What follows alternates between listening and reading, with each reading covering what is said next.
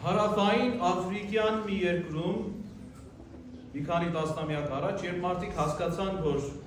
այլևս իրավիճակը դուրս է գալիս սահմաններից եւ ամենուր փողոցներում տեսնում են նորածին մանուկների, թե կենդանի, թե անշնչացած, հասկացան, որ այլևս այսպես շարունակվել չի կարող։ Եվ ի վերջո մի հաստատություն ստեղծվեց,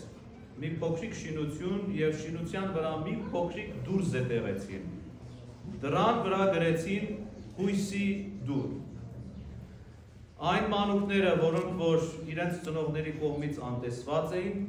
կամ այս աշխարհի կողմից էին անտեսված, այդ դուռը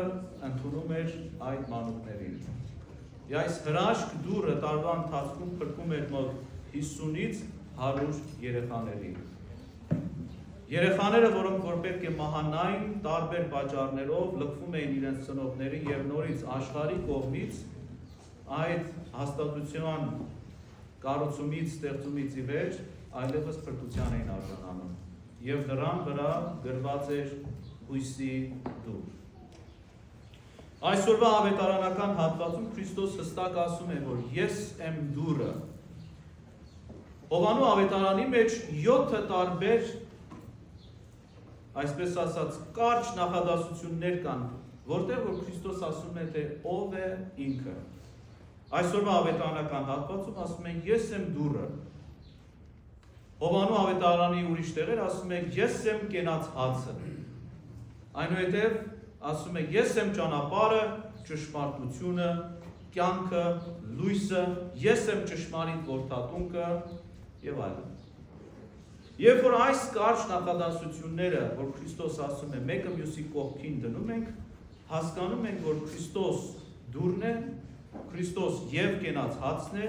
Քրիստոս եւ ճանապարհն է, Քրիստոս եւ ճշմարիտ լույսն է, ճշմարիտ որդատունկն է եւ կյանքի հացն է։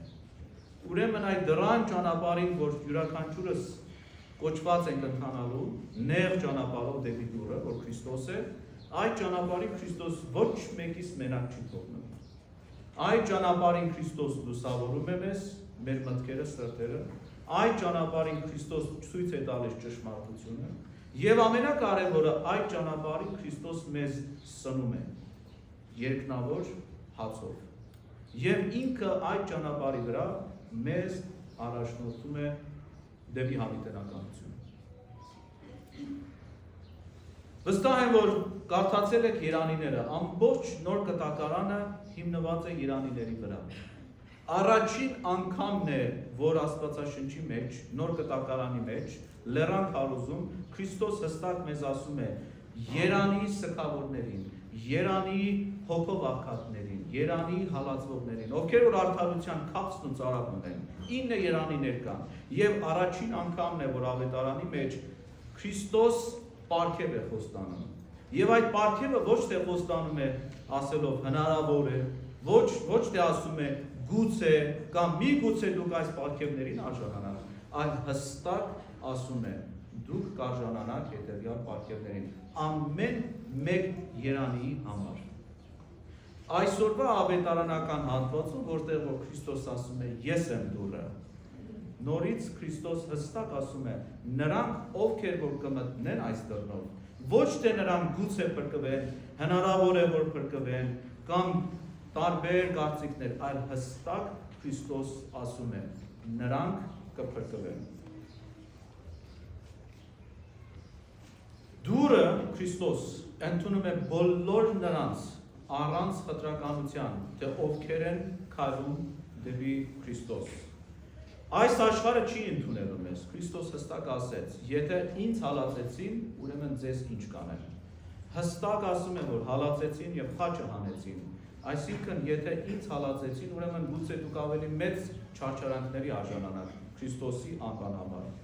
Բայց այստեղ մեր հիմնական մխիթարությունը այն է, որ այդ դուռը ընդունում է բոլորին։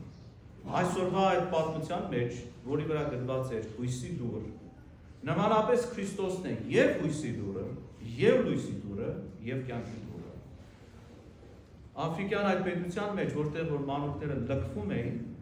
նորածին մանուկները լքվում էին, եւ այս աշխարհը իրենց չեր ընդունում։ Մի փոքրիկ դուռ ընդունում էր և ֆիզիկական փրկության արժանացնում։ Քրիստոսի փրկությունը և ֆիզիկական է, որտեղ հարություն գոյություն ունի, և հոգևոր գոյություն, և հոգևոր է, որովհետև հարություն պիտի առնենք և Տիրոջ աջ կողմում հայտնվենք։ Միայն քրիստոնեության մեջ է, որ Աստված բացում է դուռը և ինքնին դառնում դուռ մեզ համար։ Եվ պիտի ասեմ, որ այդ դուռը միայն մեզ համար, հայերիս համար, բացում է հայ առաքելական եկեղեցով։ Նրանք, ովքեր որ կարծում են, որ Քրիստոսին հավատալով, տարբեր հարամբանությունների և տարբեր աղանդների հետևելով կհայտնվեն դրան առջև, շատ սխալվում են։ Հայրերն ասում են, եկեղեցուց դուրս փրկություն գոյություն չունի։ Մեզ համար դուռը եկեղեցու միջով է անցնում։ Այսօրվա մեր հիմնական կետը պետք է յուրաքանչյուրս, որ մենք մեզ պետք է հարցնենք, արդյոք մենք գտել ենք այդ դուռը։ Քրիստոնեական մեր ճանապարհը, մեր կյանքը ինքնակնության ճանապարհ է, որ յուրաքանչյուրս պետք է քննենք մեզ և հասկանանք, արդյոք մենք գտել ենք այդ դուռը կամ ոչ։ Հնարավոր է, որ որոշ բաներ տեսնենք, որոշ նշաններ կամ որոշ ասենք, մենք արդեն եկեղեցում ենք, մենք արդեն գտել ենք դուռը։ Քրիստոնեությունը այդ շատ հեշտ ճանապարհ չէ։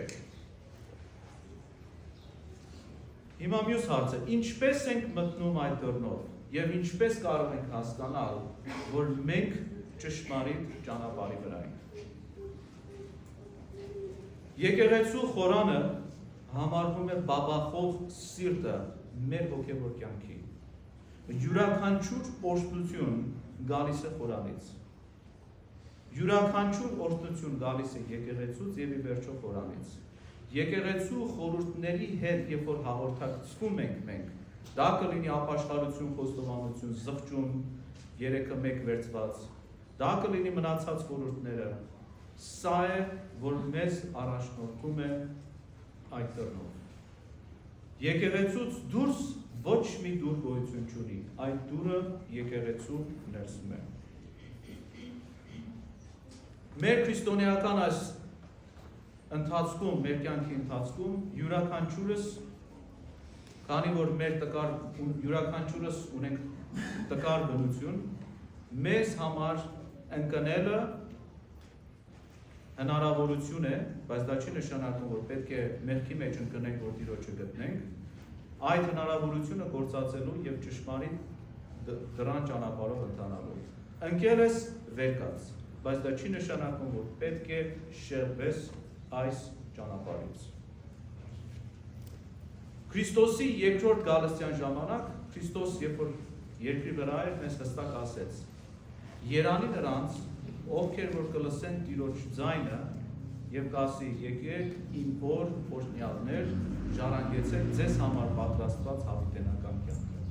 Հստակ է, նրանք, ովքեր որ Տիրոջ ճանապարհով կընթանան, կհայտնվեն դռան մյուս կողմում։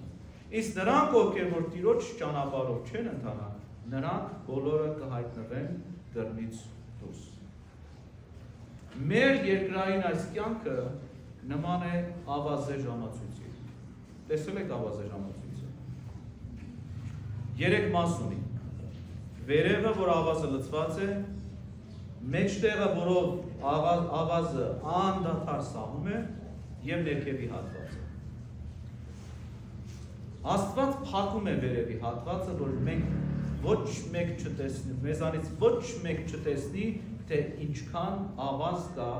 ավազե ժամացույցի վերևում։ Ոչ մեկ տեսնել չի կարող։ Մեր կյանքի մասին է խոսքը։ Դրան հակառակ յուրաքանչյուրս հստակ կարող ենք տեսնել, թե ավազե ժամացույցի տակը ինչքան ավազ կա գոյացված։ Մեկը խորհրդանշում է ապագան, որ Աստված փակում է, այն նեղ արանքը, որ կա, որ ժամանակը անդադար վազում է և փախչում է մեզանից, դա մեր ներկան է և մեր անցյալը, որ մենք տեսնում ենք արդեն ապրված գնացած։ Մեր կյանքը ամեն օր, ամեն վայրկյան այդ նեղ հատվածում է։ Մենք հիմա այս պահին ավազե ժամացույցի այդ նեղ հատվածում ենք գտնվում, որ մի քանի վայրկյան հետո դառնալու է։ Մեզանից յուրաքանչյուրը կոչված է այդ նեղ հատվածով ապրել։ Եվ այդ նեղ հատվածն է, որ մեզ յուրաքանչյուրիս առաջնորդում է հավիտենական կյանք։ Մեզ առաջնորդում է դեպի դուռը։ Եվ այսօրվա մեր յուրաքանչյուրի աղոթքը պետք է լինի հետևյալը. թող որ մենք ապրենք ավազե ժամացույցի օրինակով։ Թող ոչ թե մեր հայացքը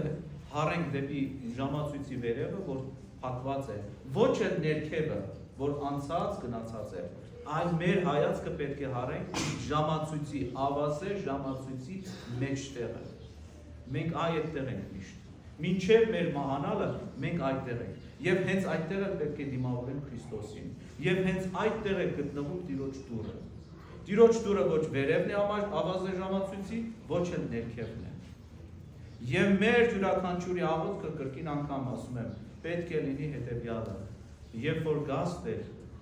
մեզ մի գտիր դրան